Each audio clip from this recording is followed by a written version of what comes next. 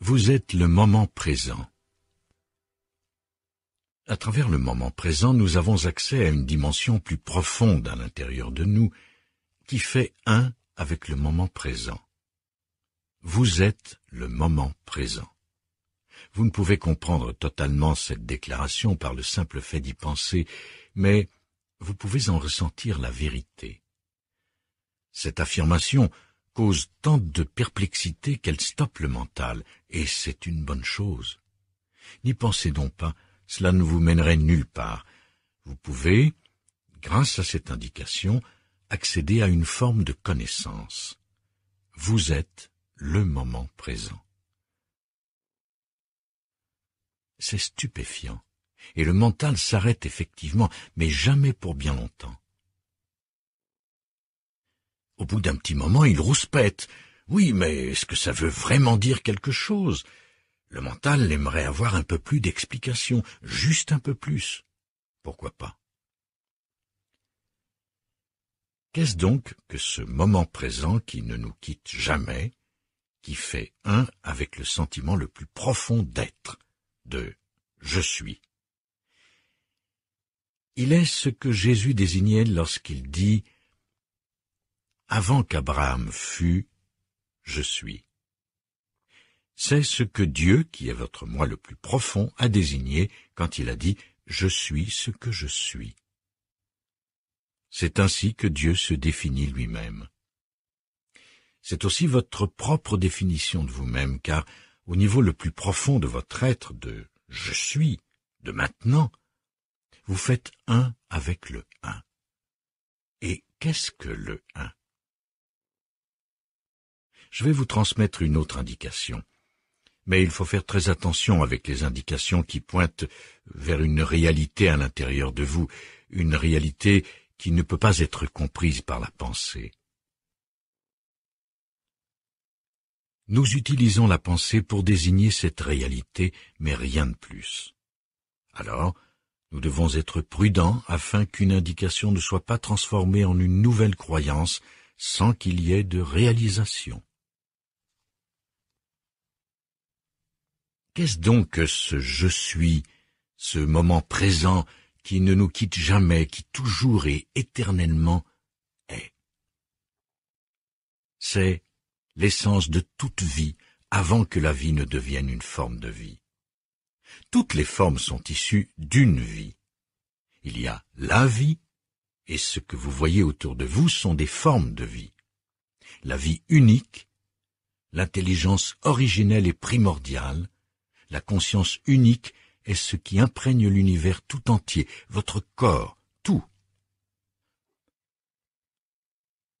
Vous n'êtes pas en mesure de le comprendre comme tel, mais vous pouvez en avoir de petits aperçus. Cette connaissance vient de plus profond. Alors, que vous faut-il faire pour y avoir accès par vous-même? Mais vous avez déjà en vous cette connaissance fondamentale. C'est la base de toute connaissance.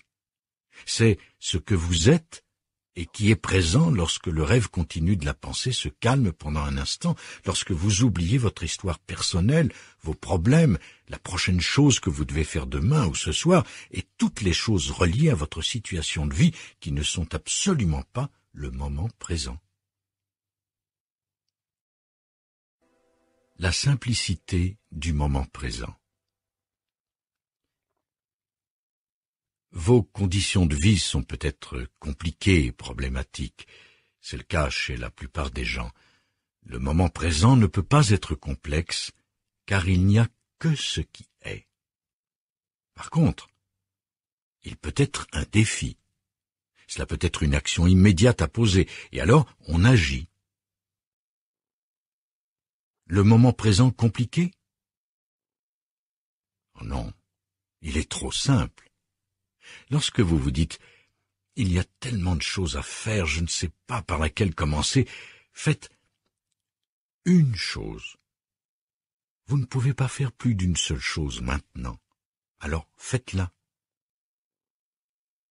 Vous sortez de la pensée, vous sortez du passé et du futur pour entrer dans le moment présent. C'est là le point d'accès au nouvel état de conscience, qui en fait n'est pas nouveau.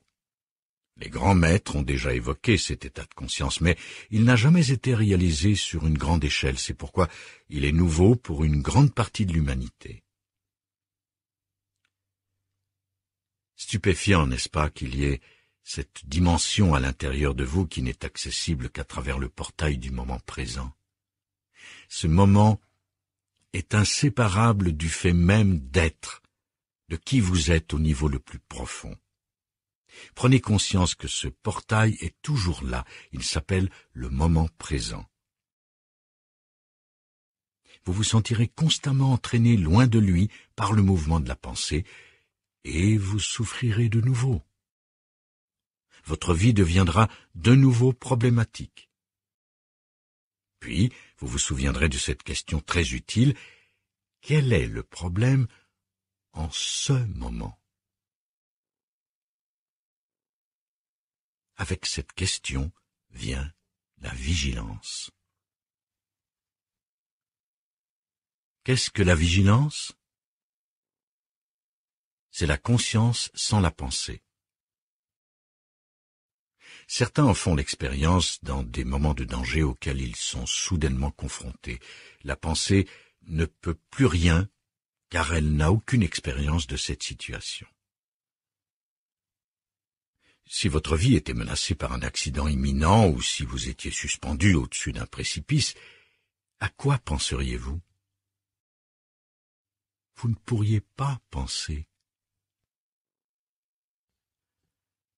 Dans une situation d'urgence critique, aucune action adéquate ne provient de la pensée.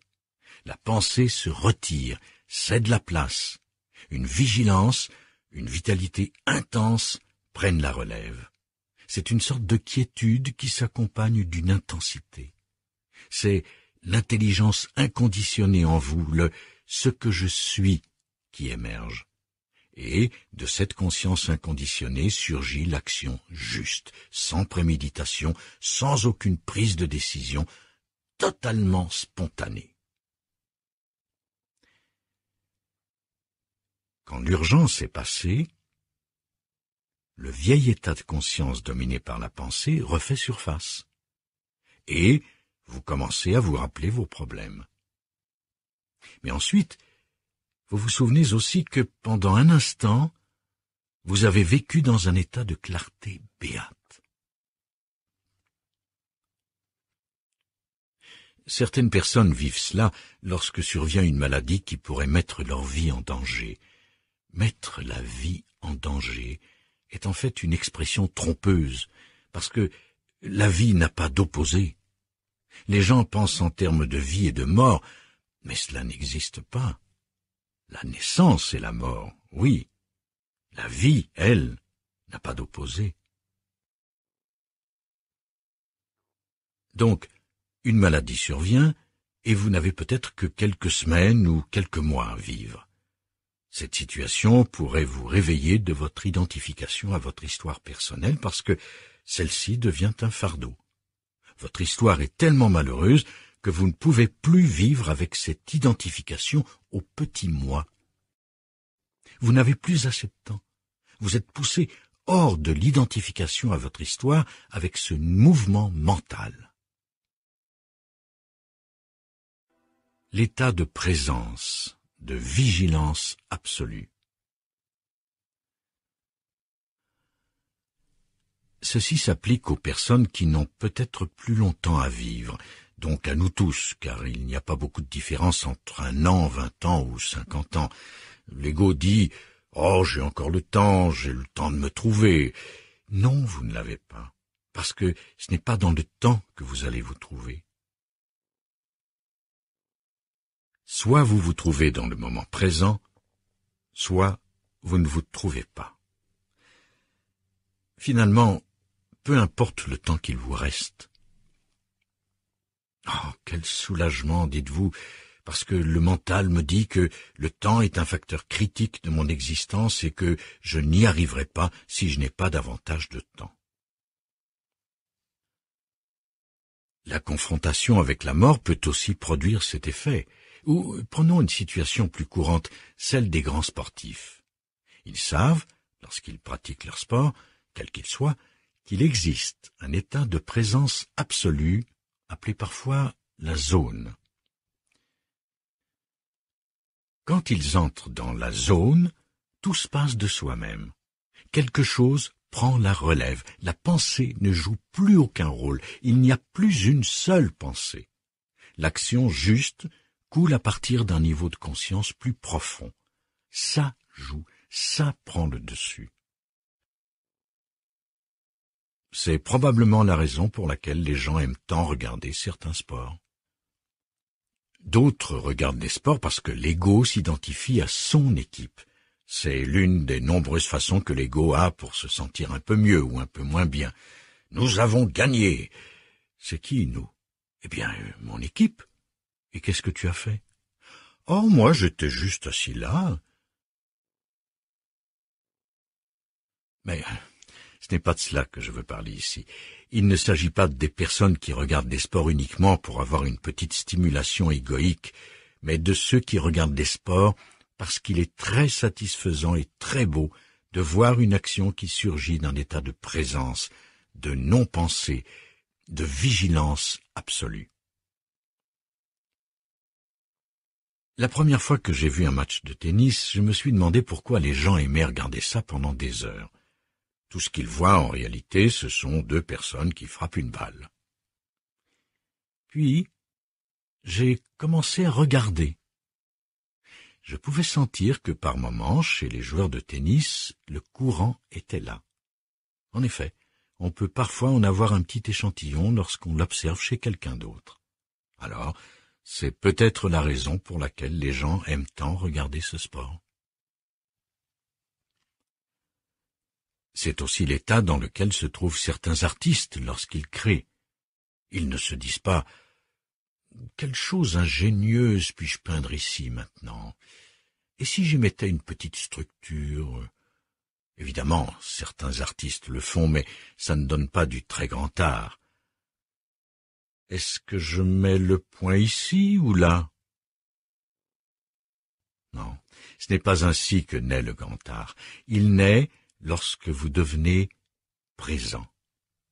Pas de passé, pas de futur. Vous ne pensez même pas à ce que vous allez faire, juste une vigilance. Maintenant, seul ce moment existe. Toute création surgit de cet espace du moment présent, cet espace de conscience inconditionnée dont le portail est maintenant. L'artiste est assis devant sa toile ou tout autre support. S'il s'agit d'art visuel, il regarde.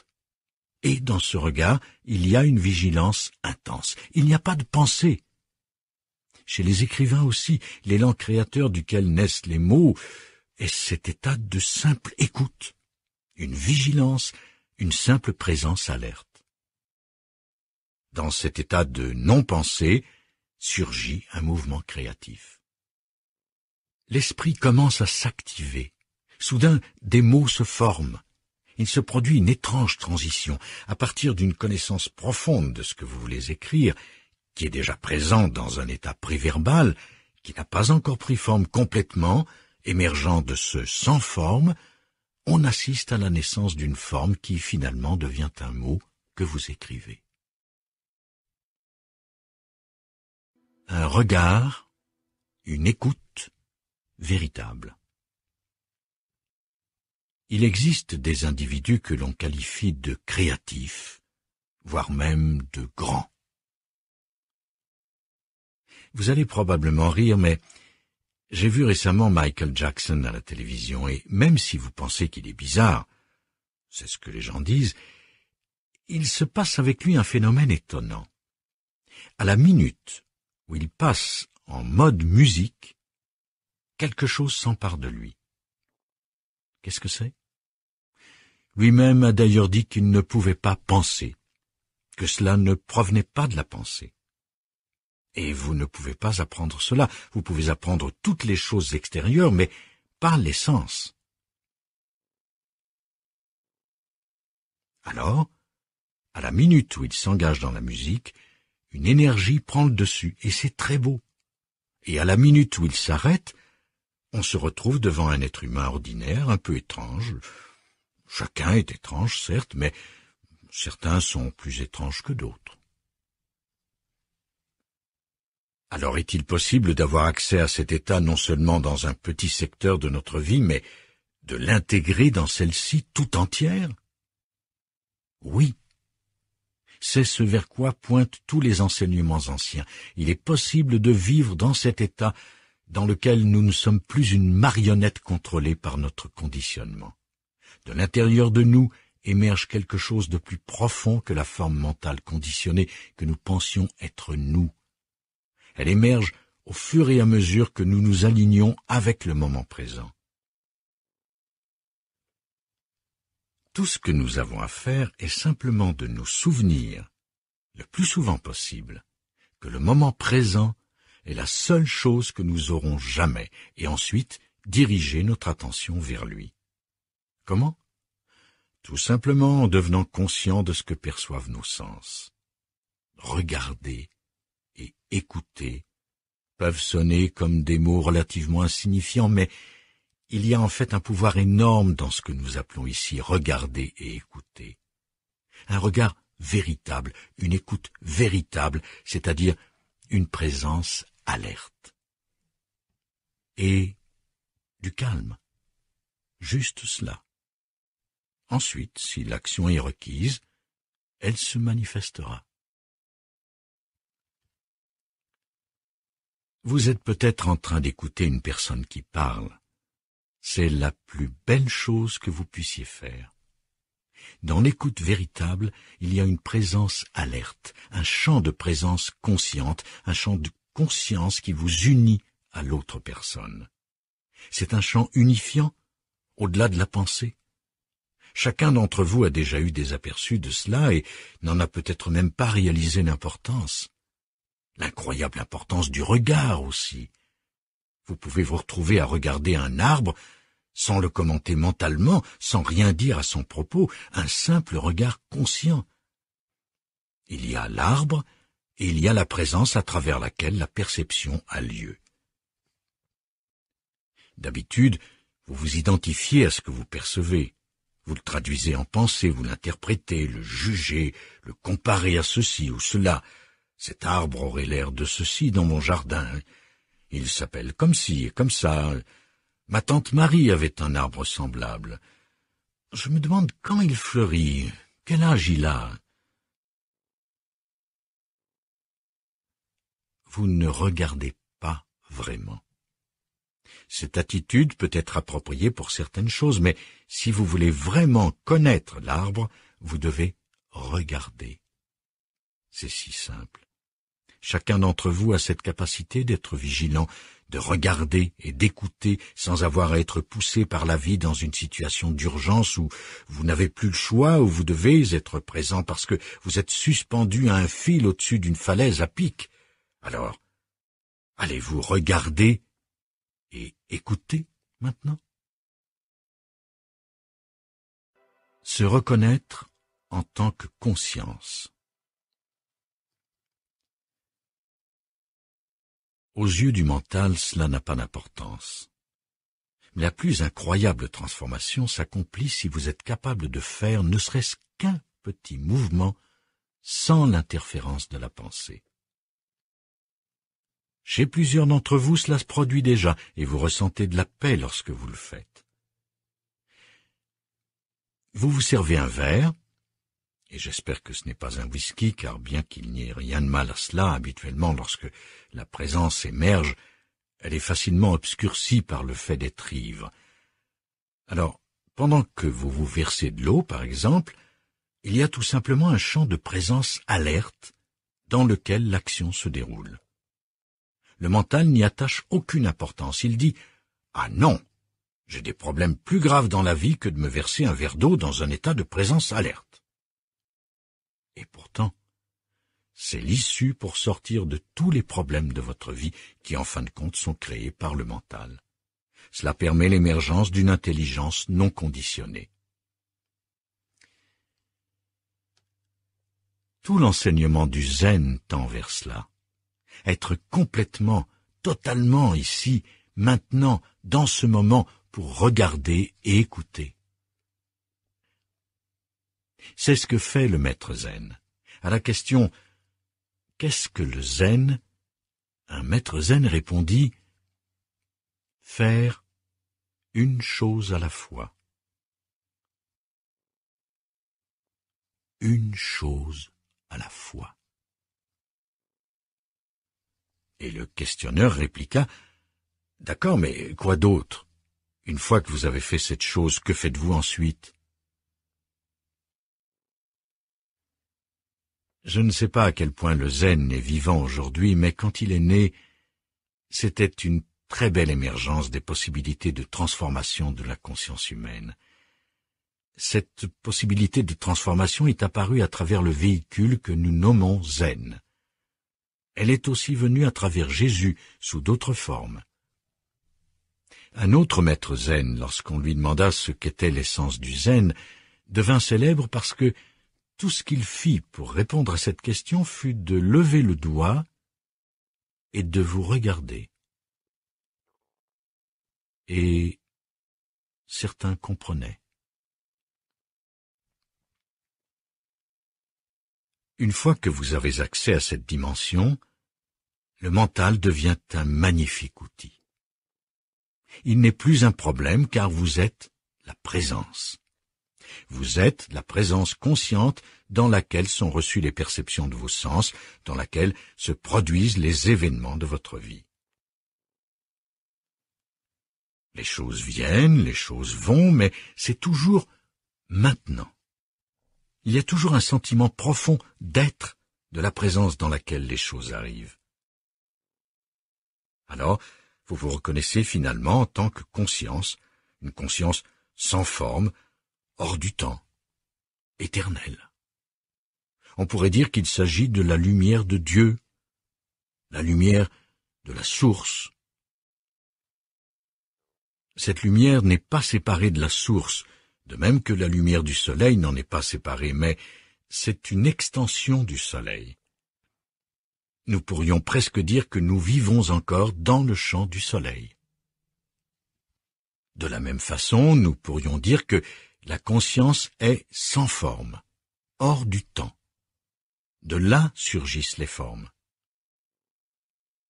La première forme qui naît est une pensée. Bientôt, celle-ci se tait, mais la conscience demeure. Et vous percevez quelque chose à travers vos sens. Êtes-vous en mesure de sentir cela tandis que vous vaquez aux occupations de votre vie, que vous interagissez avec les gens, que vous avez des expériences, que vous vous amusez? Êtes-vous en mesure de ne pas vous perdre dans le monde de la forme, qui est pensée, qui est émotion, qui est l'intégralité du monde qui vous entoure tel que perçu par les sens et qui exerce une telle attraction? L'humain dit « Donne-moi ton attention. C'est important. Donne-moi toute ton attention. » Chaque pensée vous tire vers elle, car en fin de compte, le monde humain est un monde de pensées. Chaque pensée vous attrape. « Pense à ça, vous dit-elle, c'est tellement important. » Ou « Que vais-je faire demain ?» Rien. Ce n'est pas ici, maintenant. Mais c'est ainsi que le mental opère, et vous piège.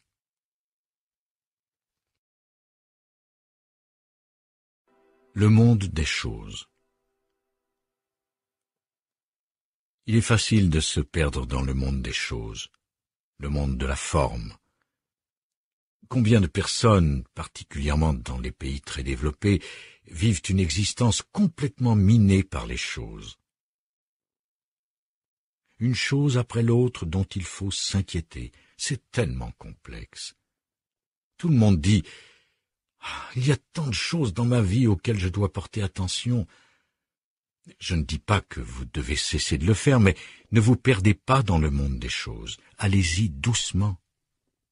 À un certain niveau, les choses sont les possessions. À un autre, ce sont les situations et les circonstances de votre vie. À encore un autre niveau, ce sont toutes les pensées qui vous passent par la tête. Est-ce que ce sont aussi des choses? Oui, car ce sont des formes que prend la conscience. Il est très facile de vous y perdre, de vous identifier totalement à elle. Et beaucoup de gens vivent ainsi, une chose après une autre. C'est une façon épouvantable de vivre, et ces gens-là se disent « Ah, pourquoi la vie ne me laisse pas tranquille ?» Une sacrée chose après une autre. C'est ainsi que Churchill définissait l'histoire, et il avait raison. L'histoire humaine est une sacrée chose après une autre, et chaque vie individuelle est une sacrée chose après une autre. Cela ne doit pas nécessairement être ainsi, mais le monde de la forme possède une attraction énorme, et on peut quasiment parler d'une force d'attraction gravitationnelle. Et donc, tranquillement, commencez juste à y penser. Si vous avez des investissements, vous pouvez voir à quel point, lorsque vous commencez à y penser, les cours de la bourse vous entraînent vers eux, à quel point ils vous ont captivé lorsqu'ils ont tellement baissé. Quelles que soient vos choses, elles vont vous attirer. Maintenant, si vous êtes capable de les gérer sans vous y perdre et tout en restant conscient... Conscient de quoi? Restez conscient. Une autre façon de l'exprimer serait de dire « Restez conscient de l'espace du moment présent dans lequel tout se passe ». Dès que votre attention se porte sur le moment présent, il y a la quiétude et vous vous sentez bien. Vous réalisez que le moment présent n'est finalement pas si mauvais. Je pensais que ma vie était épouvantable, mais lorsque je m'éveille à ce moment de ma vie, en fait, ce n'est pas épouvantable. Être conscient de vous-même, c'est être conscient de vous en train de percevoir, d'interagir et de vous occuper des choses. Ce n'est pas être conscient de vous-même en tant qu'histoire ambulante, en tant que moi et mes problèmes. Alors que vous écoutez cette voix, et c'est là la clé, pouvez-vous être conscient de vous-même en tant que présence consciente à travers laquelle vous percevez la voix? Ceci signifie que vous ne vous perdez pas dans ce que vous êtes en train de percevoir. Car si vous perdez le contact avec vous-même, en tant que présence consciente, vous porterez votre attention sur celui qui parle, sur l'orateur, et vous aurez des attentes envers ce dernier dans ce cas précis. Mais cela pourrait être n'importe quoi, n'importe quelle expérience ou perception. Les attentes. Vous aurez, envers l'orateur, des attentes qu'il ne pourra combler. Vous vous attendrez à recevoir, à vous identifier à travers ce qu'il dit ou à travers de nouvelles informations. Vous projetterez sur lui une image qu'il ne peut pas être. Vous direz peut-être « vous êtes le Messie ». Vous vous perdrez et vous ferez de celui qui parle une personne spéciale à travers laquelle vous cherchez à obtenir une forme de réalisation de soi. Et vous ne vous arrêterez pas là. Si vous dites « vous êtes le Messie », l'étape suivante sera que vous êtes l'un des disciples, l'un des élus. Et l'histoire recommence, une nouvelle religion 3000 ans plus tard, au même endroit. Alors, encore une fois, si vous écoutez sans vous reconnaître comme tel, sans être en contact avec la présence consciente dont fait partie votre être tout entier, vous vous ennuierez. Au début, l'orateur sera peut-être un tant soit peu amusant, mais après un petit moment, s'il n'est pas le Messie, il ne vous intéressera plus. Il ne vous aura pas donné ce que vous recherchiez. Alors, vous vous plongerez dans une autre expérience, peu importe où, qui ne vous procurera pas non plus ce que vous recherchez, c'est-à-dire vous-même. Quelques expériences en apparence sembleront vous combler, mais vous serez toujours déçu. Au bout d'un certain temps, vous direz « Oh, c'était une illusion, je me suis fait avoir, il m'a trompé, il m'a laissé tomber. » C'est ce qui se passe quand des sectes et autres organisations voient le jour. Alors vous pouvez écouter ce livre audio, puis à la fin penser « Bon, l'orateur m'a laissé tomber, il ne m'a pas donné moi-même. » Vous ne diriez pas exactement cela parce que cette recherche de soi-même est un mouvement inconscient. Cela prendra plutôt la forme de « je pensais qu'il nous donnerait 5 ou 6 techniques de ceci et 8 ou 9 étapes pour atteindre cela, et 14 ceci et 16 cela, mais nous n'avons rien reçu de tel et nous sommes sortis les mains vides. » C'est parce que vous étiez à la recherche de quelque chose que rien ni personne ne peut vous donner. Mais imaginez, si vous pouviez écouter ce livre audio en vous reconnaissant comme la présence consciente dans laquelle cette expérience se déroule, en sentant le chant CHAMP du maintenant, ce qui est la même chose, en sentant le chant CHAMP dans lequel cette perception a lieu.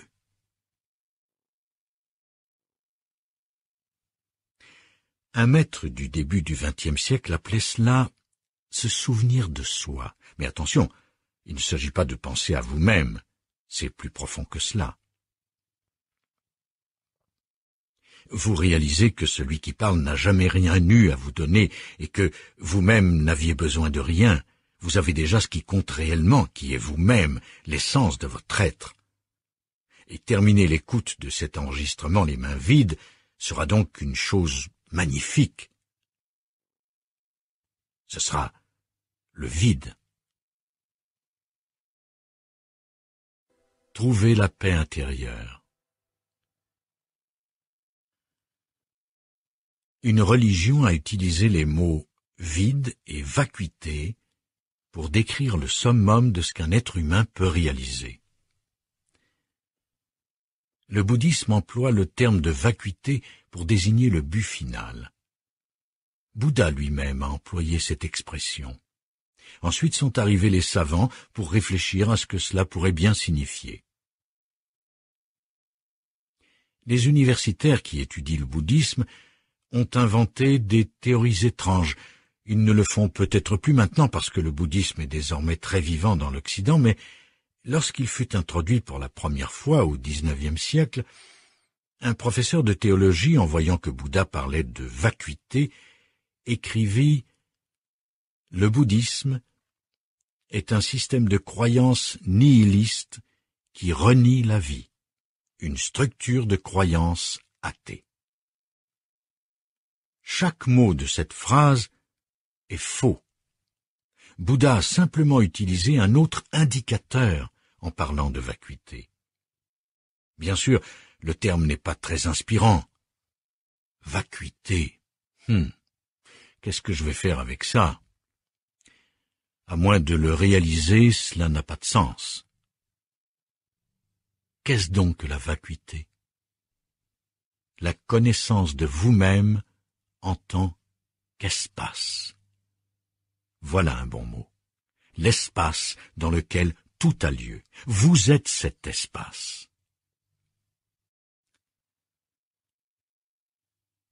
Nous avons donc le monde de la pensée et le monde des choses qui sont traduites en pensée, ce que nous pourrions appeler la conscience objet, la conscience des objets, ou la conscience se transforme en objet. Pour la plupart des gens, c'est tout ce qui existe. Leur vie consiste en cela. Elle est remplie de choses, de conscience-objet. Une chose en suit une autre. Bon, qu'est-ce que je dois faire maintenant? Quelle est la prochaine chose? Le mental ne s'arrête jamais, sauf quand ces gens s'endorment. Dans les derniers moments, juste avant de vous assoupir, vous avez un peu de paix. C'est parce que vous tombez vers l'inconscience, mais c'est mieux que d'être torturé par le mental. Et vous faites... Après avoir été torturé par votre mental toute la journée, vous arrivez à la maison, vous vous versez un whisky, vous le buvez, et petit à petit, vous vous approchez de l'inconscience. Pour la première fois de la journée, vous vivez un peu de paix, cette paix qui vient quand le mental ralentit, puis s'arrête. Mais ce qui se passe, c'est que vous tombez à un niveau situé en dessous du niveau de la pensée. C'est peut-être mieux que d'être torturé, mais ce n'est pas notre but. Nous ne voulons pas aller au niveau du règne végétal ou animal. C'est très beau pour un animal d'être un animal. Il est parfait, de bien des façons, plus parfait que n'importe quel humain. Les arbres, les animaux sont de magnifiques expressions de conscience à leur propre façon. Mais le destin des humains est de s'élever au-delà de la pensée. Pour avoir un peu de répit sur votre mental, vous ingérez des substances qui tendent à vous emmener vers l'inconscience, vers le sommeil. Vous n'avez pourtant pas besoin de vous rendre jusque-là. Ici, nous allons au-delà, et nous trouvons la quiétude et la paix sans perdre conscience. En fait, nous atteignons une conscience plus profonde.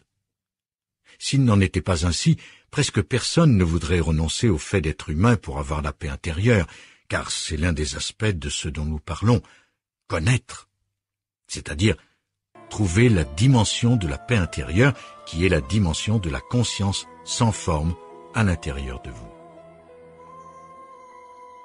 Seriez-vous prêt à mettre n'importe quel prix pour avoir la paix intérieure? Non. Que préféreriez-vous être? Un humain malheureux ou une vache heureuse? Non pas que de nos jours les vaches soient heureuses, car les humains les traitent de façon absolument abominable. Si je devais être une vache, je voudrais vivre en Inde ou en Suisse. Très peu d'humains diraient « Je préfère être une vache heureuse sans problème plutôt qu'un humain malheureux ». Vous ne voulez pas renoncer à être humain. Donc, la paix intérieure, oui, mais pas au prix de la perte de la conscience. Une vache est un être magnifique. Elle ne s'est pas autant éloignée que les humains de la source de toute vie. Elle est plus profondément, plus intimement connectée à la source, comme chaque animal, chaque arbre, chaque fleur.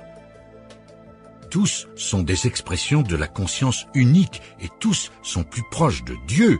Dieu en tant que l'un, la source, que n'importe quel humain, excepté les humains qui retrouvent le chemin du retour. Mais trouver le chemin du retour ne signifie pas retomber au niveau du règne animal, c'est aller au-delà.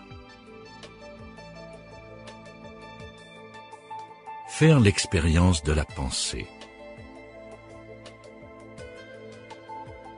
La véritable paix intérieure est accompagnée d'une connaissance profonde, une conscience, une présence. Il fallait que l'humanité dans son ensemble fasse l'expérience de la pensée, de se perdre dans la pensée. Il était nécessaire qu'elle passe par là, sinon cela ne se serait pas produit. Rien ne se passe qui n'est pas destiné à être. C'est la totalité qui l'a amené à se produire. Et ceci s'applique à tout, à chaque événement. L'humanité devait aussi vivre l'expérience de la souffrance. Celle-ci, dans sa plus grande partie, est auto-infligée. Les humains se font souffrir eux-mêmes, ils se font souffrir l'un l'autre. Nous devions passer par là, et c'est en rapport avec le fait de se perdre dans la pensée. Il y a une grande vérité dans les mythes. La mythologie nous dit que tout a commencé quand deux êtres humains mangèrent le fruit de l'arbre de la connaissance du bien et du mal. Bien, mal. J'aime ceci, je n'aime pas cela. C'est le début de la pensée. Ils mangèrent le fruit de l'arbre de la connaissance du bien et du mal, et au début, ce fut magnifique. Ils devinrent puissants, mais ils s'égarèrent aussi de plus en plus dans la pensée. Ils perdirent leur connexion profonde avec la source, avec eux-mêmes, avec le divin. Le paradis fut perdu. Mais le paradis peut être regagné. L'humanité a atteint un stade très critique de son développement parce que le mental humain a énormément proliféré à travers la science, la technologie et toute leur création. Non pas qu'elle soit mauvaise en soi, mais il s'agit d'une extension de la pensée. Et si la pensée n'est pas enracinée dans les couches profondes de la conscience pure, de la présence, la pensée devient folle. La pensée n'a plus pour but que de se nourrir elle-même. C'est l'ego. La vie humaine se retrouve dominée par l'ego, personnel et collectif. C'est donc le chemin que l'humanité a pris. Il semble maintenant certain que s'il n'y a pas de transformation de conscience dans l'humanité, la race humaine ne survivra probablement pas en tant qu'espèce. Une autre espèce la remplacera et la conscience continuera sous n'importe quelle forme, peu lui importe, car elle adore jouer avec la forme. Les humains, dit-elle, nous avons essayé, maintenant nous laissons tomber. Rien ne sera perdu, car il n'y a qu'une seule vie, mais des milliards de formes de vie. Toutes viennent et s'en vont. Et pourtant, la possibilité d'une éclosion de la conscience humaine existe. Les mots sont toujours limités, mais on pourrait parler d'une nouvelle étape dans l'évolution humaine, dans laquelle la vie sur cette planète ne serait pas devenue un enfer, car, potentiellement, la planète est un paradis. Elle est pure, immaculée, c'est un véritable joyau. Et que lui ont fait les humains, en particulier au cours des 100 dernières années? À cause de la prolifération, de l'amplification de la pensée à travers la science, il y a des poisons partout. On assiste à la disparition de la nature, c'est la folie. Mais la planète est un être divin, magnifique. Et ce qui se passe n'est que l'expression extérieure de ce que chaque être humain a fait à l'intérieur. Dans leur essence, les humains aussi sont purs, beaux, vivants, et ce niveau de pure conscience a survécu dans chaque humain. La paix intérieure est présente dans chaque humain, recouverte par des substances toxiques, des pensées toxiques dominées par l'ego, qui cherche à se satisfaire à travers la pensée. Moi, eux, je dois avoir plus. L'ennemi, où est l'ennemi? Nous sommes en train de sortir de cela, sortir de ce schéma. S'abandonner au moment présent. Le chemin le plus court vers cette réalisation, tellement court qu'il ne nécessite aucun temps, a déjà été indiqué plusieurs fois dans ce livre audio. Un alignement intérieur avec la vie. La vie est le moment présent. Ne pas faire de ce moment un ennemi. Lui dire oui, l'accueillir, lui permettre d'exister. C'est vraiment suffisant. Vous mettez encore en question la sagesse de cela? Vous dites encore « Pourquoi devrais-je le faire ?» Tout ce qui se passe dans votre vie, à n'importe quel moment, qui n'est jamais qu'un seul moment, semble être un événement séparé. Il se passe ceci, ensuite il se passe cela. Mais regardez bien. Les physiciens qui ont poussé leurs recherches au-delà de l'apparence superficielle des choses ont découvert que l'univers tout entier est interconnecté. Ce qui semble être une séparation entre différentes choses, en fin de compte, n'existe pas. Il s'agit d'un réseau de choses interconnectées. Le cosmos tout entier est un. Tout est relié à tout le reste. Les bouddhistes l'ont toujours su.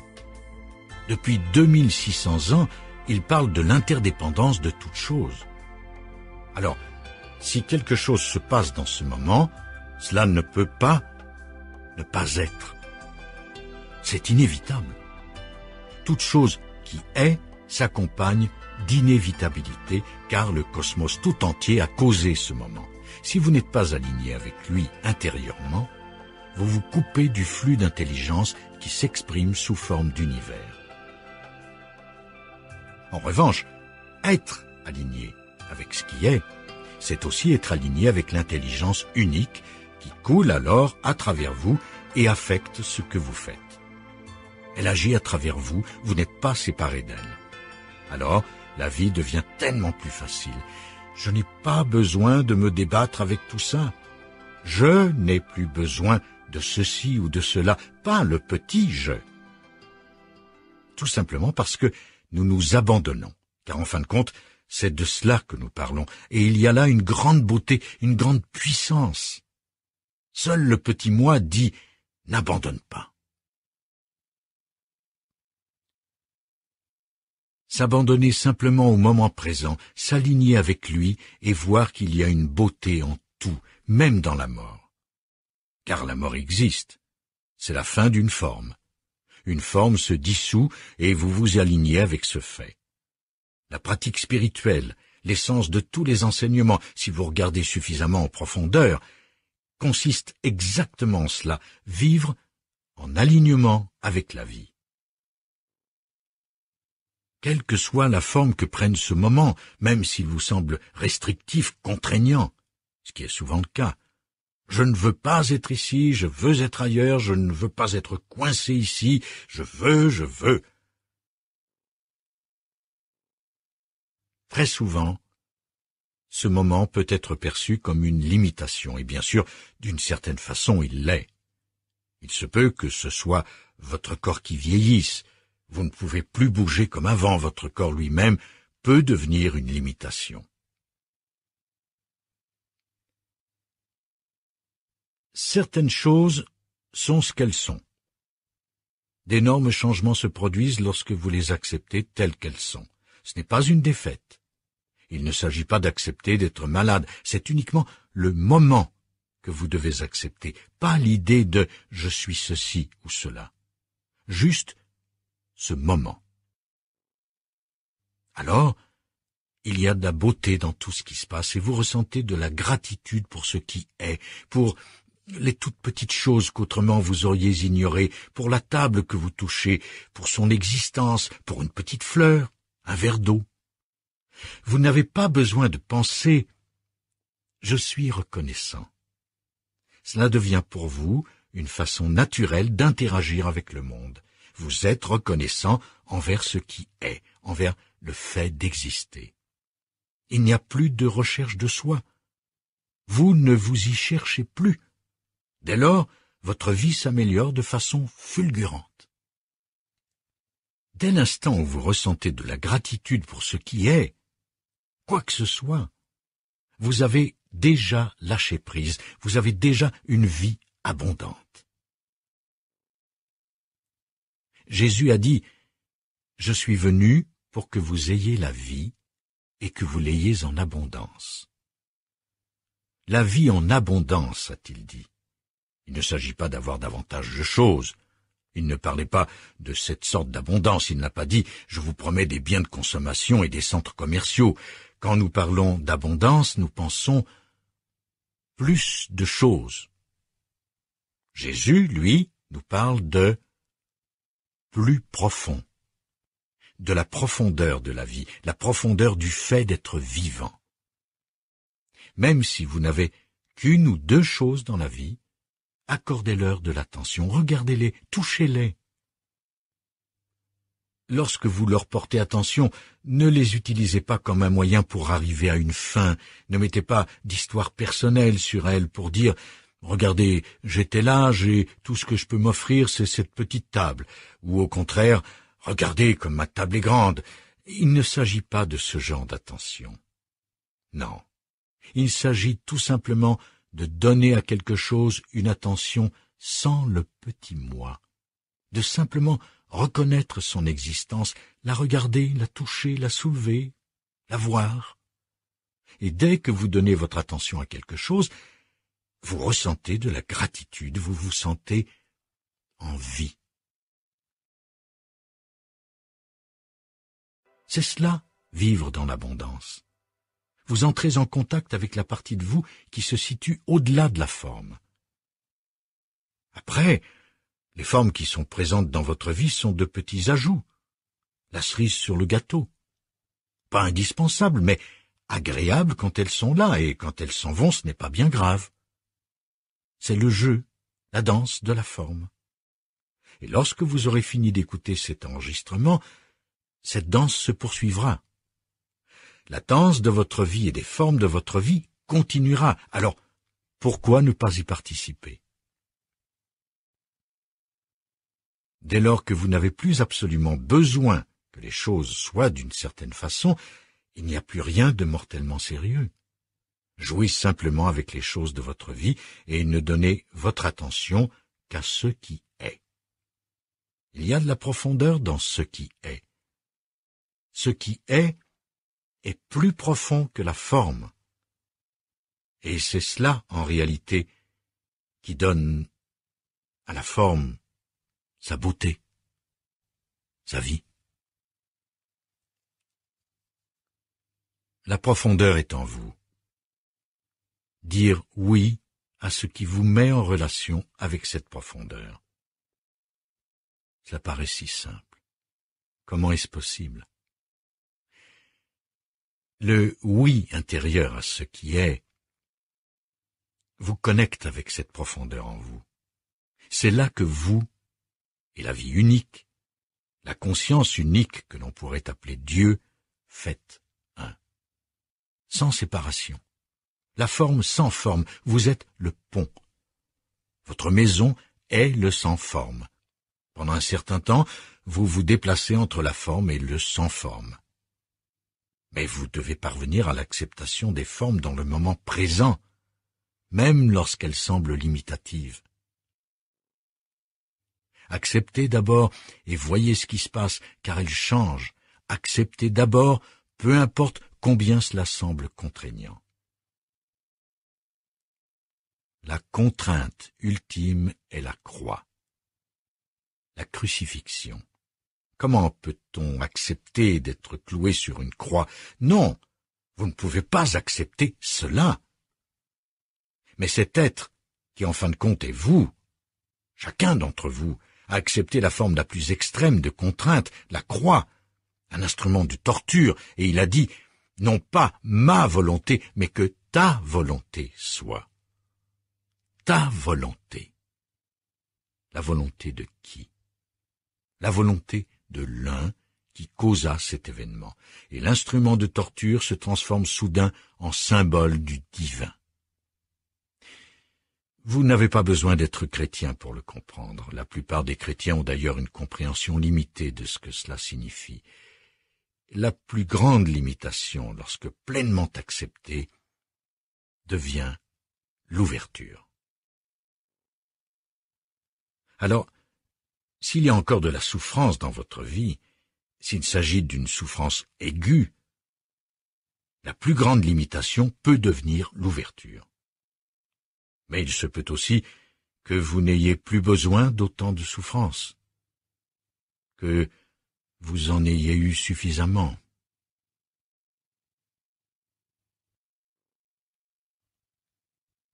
Vous n'avez plus besoin de rien vous rappeler.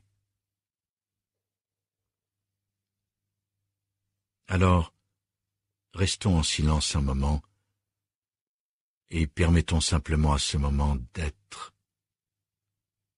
Être.